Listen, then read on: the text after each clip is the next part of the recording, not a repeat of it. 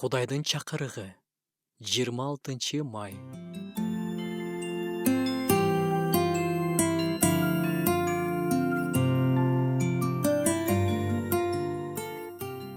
Балдарым, мен муну силерге күнөө кылбасын деп жазып жатам. Эгерде ким күнөө кылса, атанын алдында адил арачыбыз Иса Машаяк бар. Жакандын биринчи каты. Аларга мындай деп айт. Теңир мындай дейт. Жыгылгандар турбайт бекен. Жолунан адашкандар кайрылып келбейт бекен. Жеремия китеби. Кудайдын балдары катары күнөөдөн качып жашаганыбыз жакшы. Бирок кээде күнөө кылып алган учурлар болот. Күнөө кетирип алганда дайыма биздин арачыбыз бар экенин унутпашыбыз керек. Бүгүн биз күнөө аркылуу Кудайдан алыстап жүргөн бир туугандар үчүн сыйынууга чакырабыз. Алар убагында куткарылышкан. Исанын курмандыгы аркылуу күнөөлөрүнөн жуулушкан. Бирок руханий кулап калышкан. Бирок азыр дагы деле ырайым убактысы уланып жатат. Аларда дагы мүмкүнчүлүк бар.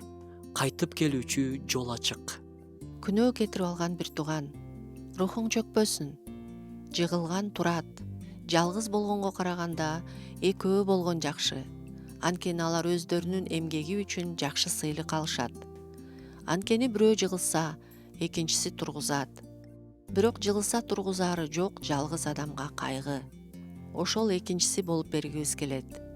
Теңирге кайтып келүүчү жол ачык экенин эстетип кеткибиз келет. Ал жолго кайтып түшүүгө текебердик, уят сезими себеп болушу мүмкүн. Бирок аларды шайтан берип жатат.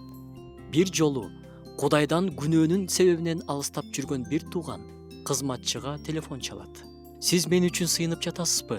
Дейт ал. Ооба, күнүгө сен үчүн сыйынып жатам десе, токтотуңуз, сыйынбаңыз дейт. А эмнеге десе, берки бир тууган, такыр жүрөктөн тынчтык кетти, кыйналып жатам, мен үчүн сыйынып жатканыңызды билгем дептир. Анда кызматчы, мени шыктандырып койдуң, сыйынуум угулуп жатат, мындан ары да чын жүрөктөн сен үчүн сыйына берем дептир. Биздин сыйынуулар аркылуу Кудай жыгылып, алыстап жүргөн бир туугандын жүрөгүндө иштейт. Колубузду түшүрбөй, сыйына берели.